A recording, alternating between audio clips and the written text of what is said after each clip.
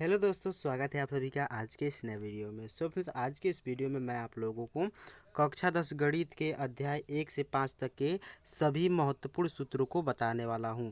और आज की ये वीडियो क्लास 10th वालों के लिए मोस्ट इंपॉर्टेंट होने वाली है, क्योंकि इस वीडियो में मैं आपको जितना भी महत्वपूर्ण सूत्र बताऊंगा, इन सभी सूत्रों को आपको अच्छे से लिख लेना है। ये आपके लिए मोस्ट इंपॉर्टेंट है। और ये अभी वीडियो का फर्स्ट पार्ट है, मतलब 3 पार्ट में मैं आपके पूरे किताब के जितने भी महत्वपूर्ण फार्मूले हैं सभी को बताऊंगा। तो ये वीडियो का फर्स्ट पार्ट है, इसे आप पूरा देखिएगा और जितने भी फार्मूले हैं इसे अच्छे से नोट कर लीजिएगा। तो चलिए शुरू करते हैं आज का ये वीडियो। देखिए यहाँ पे हम लोग का निकल के आ गया है और इसमें दिया क्या गया है, दिया है यहाँ पे लिखा गया है कि कक्षा 10 गणित के अध्याय 1 से 5 तक के सभी महत्वपूर्ण सूत्र। और इसमें जो चैप्टर 1 है, चैप्टर 1 का नाम क्या है, तो यहाँ पे चैप्टर 1 में दिया गया हम लोगों को वास्तविक संख्या। चैप्टर 1 का नाम क्या है, वास्तविक संख्या। और इसका फर्स्ट वाला सूत्र दिया गया है भाजक बराबर भाज्य माइनस शेषफल बटा भागफल। ये होता है भाजक का सूत्र। ठीक है, तो इसे आप एक एक फार्मूले को अच्छे से नोट कर लीजिए। सेकंड है भाज्य बराबर क्या होता है, तो भाजक गुणे भागफल प्लस शेषफल। और इसी तरह थर्ड में दिया गया है शेषफल बराबर क्या होता है, भाज्य माइनस भाजक। गुणा भागफल। ठीक है, तो एक एक फार्मूले को आप नोट करते चलिए मेरे साथ, या वीडियो को रोक के स्क्रीनशॉट भी ले सकते हैं। अब यहाँ पे देखिए भागफल बराबर हम लोग को दिया गया है भाज्य माइनस शेषफल बटा भाजक होता है। और ये मोस्ट इंपॉर्टेंट है, ए बराबर बी क्यू प्लस आर, जहाँ Q is does not equal to zero, मतलब क्यू का मान जीरो नहीं होना चाहिए। और यहाँ पे देखिए ये दिया गया हम लोगों को कि ए गुणा बी, ए गुणा बी का मतलब दो संख्याओं का गुणनफल। ए और बी दो कोई संख्या है, उनका गुणनफल क्या होता है, एचसीएफ गुणा एलसीएम, मतलब कि दो संख्याओं का जो गुणनफल होता है उनके लॉसा और मौसा के क्या होता है, बराबर होता है। अब देखिए चैप्टर 1 के फार्मूले थे, अब चैप्टर 2 में दिया गया हम लोग को। चैप्टर 2 क्या है, बहुपद। बहुपद में जितने फार्मूले हैं वो देखिए देखिए दिया गया है।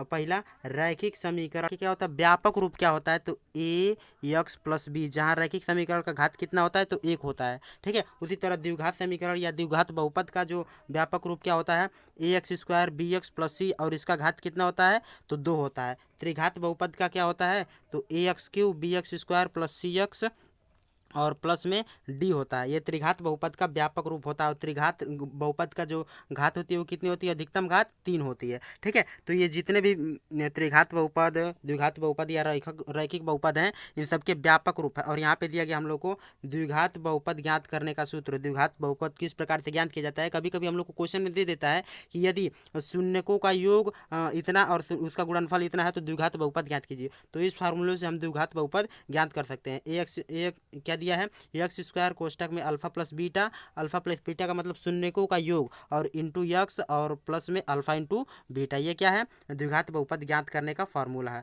अब यहाँ पे देखिए, यहाँ पे सिक्स्थ वाला फार्मूला इसमें आ गया है। और इसमें क्या बोल रहा है हम लोगों से, कलर चेंज कर लेते हैं। देखिए दिया है अल्फ़ा प्लस बीटा बराबर होता है माइनस बी अपान ए, और अल्फ़ा इंटू बीटा बराबर होता है सी अपान ए। ठीक है, और इसी तरह 1/अल्फ़ा प्लस 1/बीटा बराबर होता है माइनस बी अपान सी, और alpha plus beta plus gamma is equal to minus B upon C, alpha into beta into gamma is equal to क्या होता है, माइनस डी अपान ए।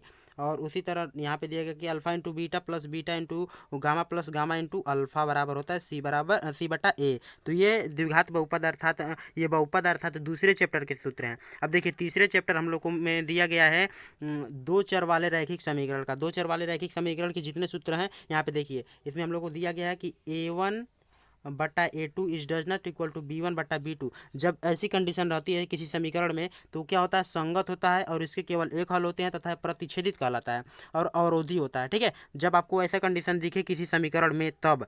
अब देखिए यहाँ पे सेकेंड वाला हम लोग को दिया गया है, क्या चीज़ है कि a1/a2 is equal to b1/b2 is does not equal to c1/c2 के। तब ऐसी कंडीशन में क्या होता है, संगत होता असंगत होता है, इसका कोई हल नहीं होता है तथा यह समांतर होता है और विरोधी होता है। ठीक है, अब यहाँ पे देखिए थर्ड वाले में हम लोग को दिया गया है क्या चीज़ कि a1/a2 is equal to b1/b2 is equal to c1/c2, मतलब तीनों बराबर होते हैं। तीनों कंडीशन के जो समीकरण होते हैं बराबर होते हैं तो ये संगत होता है, इसके अपरिमित रूप से अनेक हल होते हैं और यहाँ पे संपाती होता है और आश्रित होता है। ये चैप्टर थर्ड के फार्मूले हैं। अब देखिए चैप्टर फोर्थ में दिया गया हम लोग को द्विघात समीकरण। द्विघात समीकरण के जितने फार्मूले वो देखिए, जैसे विवेचक मतलब कि विवेक्तर जो होता है वो किस प्रकार से ज्ञात किया जाता है, तो D is equal to B square minus 4ac, ये इसका फार्मूला है। इसे आप एक एक करके नोट करते रहिए। अब यहाँ पे दूसरा बार इसमें दिया गया है कि कंडीशन कि जब डी का मान B square minus 4 is equal to 0 हो तो मूल क्या होता है, वास्तविक होता है एवं समान होता है। मूल कैसा होता है, वास्तविक होता है एवं समान होता है। ठीक है, और उसी तरह यहाँ पे दिया गया हो यदि कि डी बराबर क्या होता है बी स्क्वायर माइनस 4ac और ये 0 से बड़ा हो तो मूल क्या होता है, वास्तविक होता है और असमान होता है। और वहीं डी का मान यदि बी स्क्वायर माइनस 4ac 0 से छोटा हो तो मूल अवास्तविक होता है। ठीक है, तो ये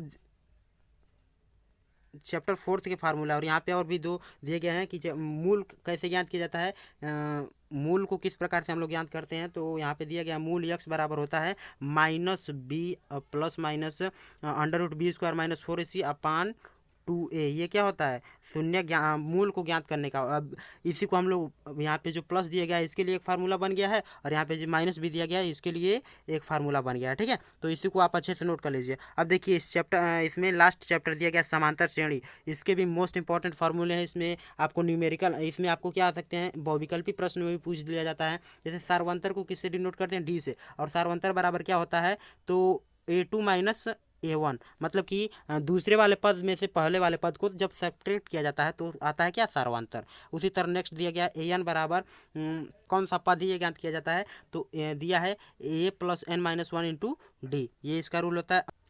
देखिए यहाँ पे थर्ड वाला दिया गया है एस एन बराबर क्या होता है, n अपान 2 ब्रैकेट में 2n plus n minus 1 into D. और यहाँ पे अंतिम पद से यदि nवां पद ज्ञात करना हो तो उसके लिए कौन सा फार्मूला लगता है, इसके लिए फार्मूला लगता है a minus n minus 1 into D, और जहाँ a बराबर क्या होता है, अंतिम पद होता है। और उसी तरह यहाँ पे देखते हैं दो फार्मूला और दिया गया है, क्या चीज़ है कि एस एन बराबर होता है n बटा 2 और ब्रैकेट में a प्लस an, ये क्या होता है, एस एन का सूत्र होता है। और ये समांतर माध्य बराबर होता है, यदि दो संख्याओं का समांतर माध्य ज्ञात किया जाता है तो a प्लस बी अपान 2, मतलब कि दोनों संख्याओं को जोड़ के 2 से क्या कर देते हैं, भाग देते हैं, तो ये क्या है, समांतर माध्य ज्ञात हो जाता है। तो इस वीडियो में मैंने जितने भी फार्मूलों को बताया, यदि आपका इसका कंप्लीट PDF चाहिए तो मेरे अबाउट में टेलीग्राम का लिंक है, उसे ज्वाइन कर लीजिए, वहाँ से आपको मिल जाएगा। और उसके साथ यदि आप वीडियो को पॉज करके या वीडियो को स्टॉप करके लिख भी सकते हैं तो वो भी आपके लिए अच्छा है।